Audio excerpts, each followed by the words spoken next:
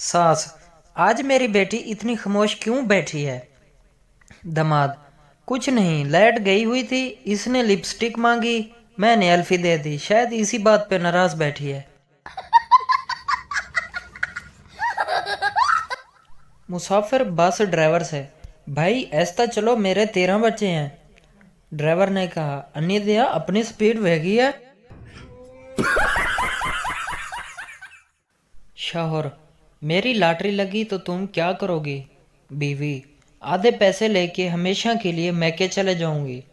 शौहर, 100 रुपए की लॉटरी लगी है, ये लो 50 और निकलो शाबाश।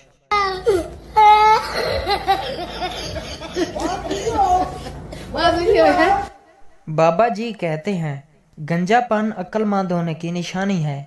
अब आप खुद ही बताएं, आपने कभी गंजी लड़की देखी है?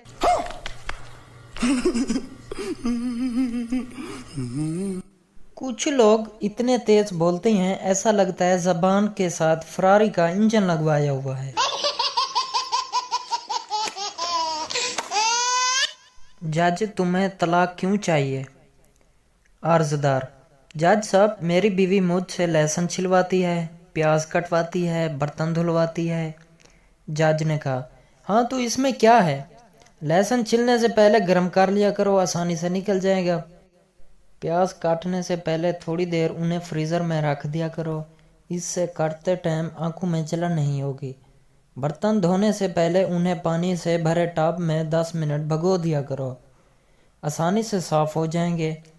कपड़े सर्फ में भगोने से पहले सादा पानी में भगा लिया करो, दाग आसानी से निकल जाएंगे और हाथों को भी तकलीफ नहीं होगी।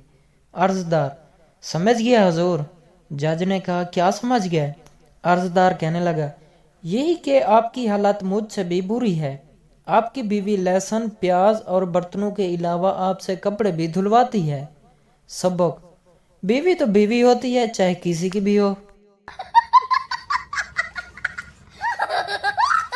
कुछ शादियों में ख़वातीन और हज़रात के लिए अलग-अलग इंतज़ाम होता है, लेकिन बाज़ मर्द ऐसे होशियार होते हैं कि बेगम को बच्चा पकड़ाने के बहाने जाते हैं और वहीं जम जाते हैं।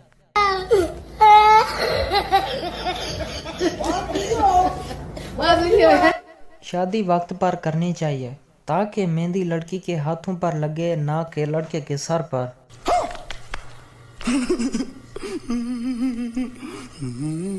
बाप ने कहा, नलायक, तुमने अपनी माँ से ऊंची आवाज में बात क्यों की?